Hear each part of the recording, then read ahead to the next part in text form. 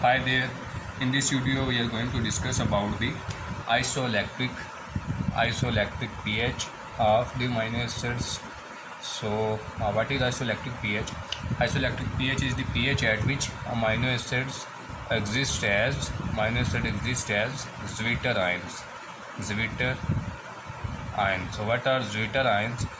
For example, the structure of alanine is CH3, CH, COOH, and NH2. This is structure of aniline. So what is it? Zwitter ion. NH3 positive and COO negative is the Zwitter ion. So this Zwitter ion is having two charges. One is negative charge and one is positive charge. However, the net charge is 0.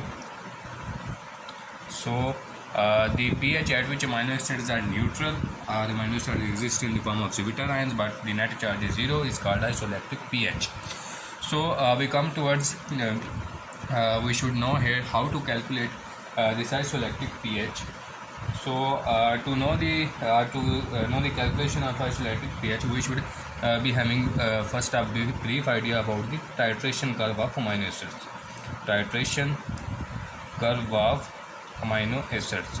So if we take this alanine and we lower down the pH, for example, this is a graph here, and here is pH and here is the OH, amount of OH added. So here is the low pH, for example, here is low pH and here it is increasing high pH. Okay, so what happens in the initial phase, in the very initial phase, when this pH is very low, or you can call it pH is about 0 or 1, what will happen? All the group of this ion will be protonated. All the groups will be protonated. So at very low pH, what happen? NH3 is also protonated and COO will also be protonated. So at low pH it exists in this form. Okay, so this is the this form is termed as form 1. We call it form 1. Okay, so as the pH increases, what will happen? After some time, this hydroxyl group, this hydrogen ion is released from this carboxyl group. So after some time, as the pH goes on increasing, it will change to second form, which is CH3, CH, COO negative, NH3 positive. We call it second form or 2 form. Okay, so initially it was protonated, NH3 was protonated, COOH was protonated at low pH. As the pH increased slightly, carboxyl group lost its hydrogen ion. As the pH increases more and goes into the basic line, what will happen? This NH3 will also become deprotonated. So CH3, CH, COO negative and NH2. Okay, so this is the third form. Okay, so the pH or the first dissociative group have a specific pKa value, which is called pKa1, and this one NH3 has another pKa value, dissociative constant, which is called pKa2. Okay, so initially we form a curve here with respect to pH and amount of OH added. So at a specific pH or pKa1, we call it, supposedly this dissociation has occurred at this pH, at this level, it is called pKa1, and next one, this pH, next dissociation has occurred at this level, supposedly it is called pKa2, or you can simply write pK as well.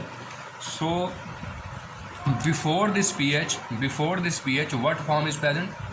One form is present. Okay, after this pH, which form is dominant? Second form is present.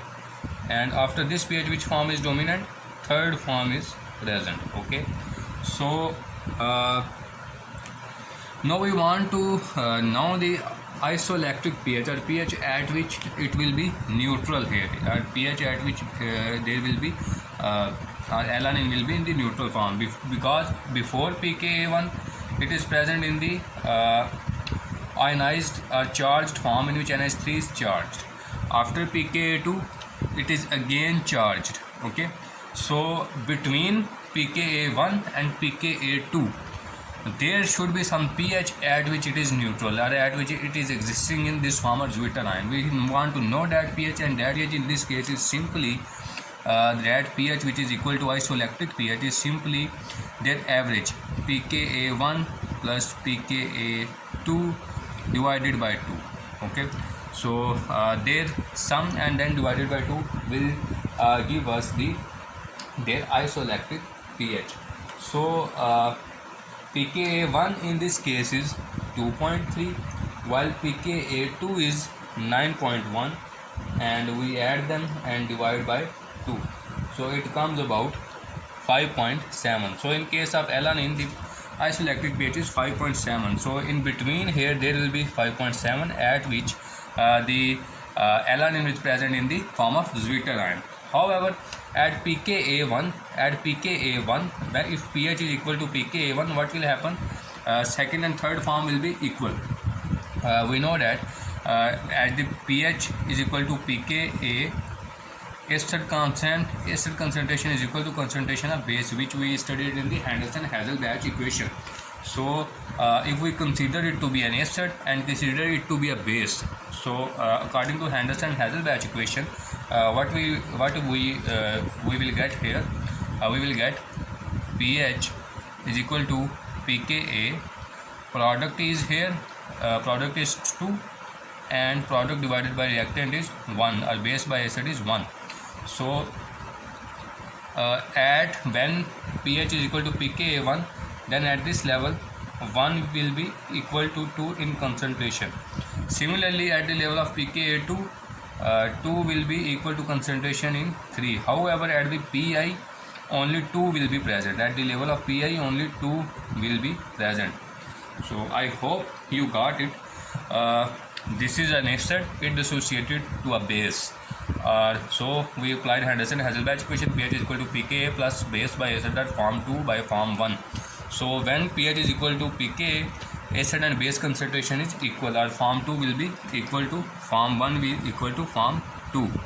So at the level of pKa1, 1 and 2 are equal in concentration. At the level of pKa2, 2 and 3 are equal in concentration. However, at the pi, only form exists is zwitter ion. Zwitter ion are neutral form. Okay, so this was how we calculate the isoelectric pH of the amino acids. And isoelectric pH is a pH at which net charge in the amino acid is 0. So it was about the isoelectric pH and about the titration curve of the amino acid. So another thing we should be knowing here, that amino acids act as buffer ions. How amino acids act as buffer ions? They have two ionizable group, COOH, which exist in two forms, COOH positive and COO negative. So this is an acid which has tendency to lose H, and this is a conjugate base which has tendency to accept hydrogen ion. Similarly, NH2 group exists in two forms, NH2 and NH3 positive. So this is the base, and this is its conjugate acid. So amino acid have two groups which have ability to act as acid as well as base. So amino acid act as buffer, so they resist the change in pH, and that's why proteins perform a buffering role in the body due to their characteristic amino acids. So next we move on about the discussing how we can calculate the pH of amino acid having two dissociable groups. For example, we come here about the aspartic acid. Aspartic acid has formula COOH CH2 CH COOH NH2. Okay, so this aspartic acid, when it is in fully protonated form, that very low pH or fully protonated form, it exists in this form, NH3 positive. This group is also protonated, this group is also protonated. So it has three dissociable groups. This is its fully protonated form. So what happens as the pH increases? Its first group or COOH group dissociate, and it dissociates. pK1 value is 2.1. Okay, COOH CH2 CH COO negative and NH3 positive. This is the zwitter ion. This is Zwitter ion. Next, this group, as the pH increases, then this group will dissociate, and this group dissociates at the pH value which is 4.25, and then it's converted to COO negative, CH2, CH, COO negative, NH3 positive. So this is pK2 or pKa2. Okay. Next, as the pH further increases, it loses its third hydrogen as well. So COO negative, CH2, CH, COO negative, NH, NH2. Okay. So now it has 3 pKa values, and this pH at which it dissociates is 9.9. So this is pK3. Initially, in the previous example of alanine, there were 2 pK, and we simply took their average to calculate the isoelectric pH. However, in the case of glutamic acid, there are 3 pK values. So how we can calculate the isoelectric pH? To calculate the isoelectric pH here, we should find the 2 pK values between which there is present the Zwitter ion or electrically neutral form.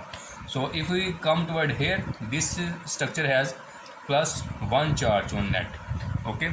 If we come towards this structure, it has +1 and -1. So net charge here is 0. Net charge here is 0. If you come towards this structure, then in this structure, here is positive charge, here is negative charge, and here is negative charge. So 2 negative, 1 positive. So net charge here is -1, -1. And then we come towards this structure. In this structure, there is no positive charge, however negative charge are 2. So it has negative charge 2. So to calculate the isoelectric pH of the amino acid, in which there are 3 dissociable groups, or you have 3 values, you have to take those 2 values between which there is neutral compound. So neutral structure here exists between pK1 and pK2. So we have to take an average of these 2 pK values to calculate the isoelectric pH. So in this case, isoelectric pH is Pi is equal to pKa1 plus pK2 divided by 2. So is equal to 2.1 divided by 4.25 by 2, and it comes around about 3.2. So this is the example of glutamic acid, which is acidic amino acid. It is about acidic amino acid. However, now we come towards basic amino acid. Basic amino acid. We also take the example of basic amino acid. So how to calculate the isoelectric pH of basic amino acid? So to calculate this, we take the example of lysine. So in lysine, there is NH3 positive, one dissociable group, CH, COO, H, another dissociable group, CH2, 4, and then NH3 positive. So this is the structure of lysine. It has 3 dissociable groups, 1, 2, and 3. So at very low pH, all the groups are protonated.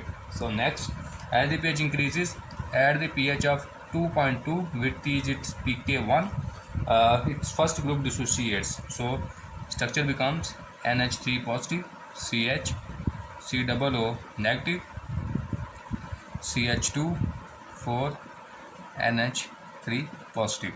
So first group dissociated. As the pH increases further, its second group loses its proton.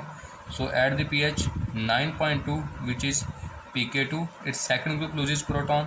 So it becomes NH2, CH, COO negative, and CH2 into 4, NH3 positive. As the pH increases further, at the further increase in pH, which is about 10.8, which is pK3, its third proton becomes deprotonated. So it changes to NH2, CH, COO negative, CH2, 4, and NH2. Okay, so here it has become fully deprotonated. So now we again have 3 dissociable groups and 3 pK values, pK1, pK2, pK3. Which one we have to take here? Again apply the same principle. You have to take those pK values between which there is the neutral structure.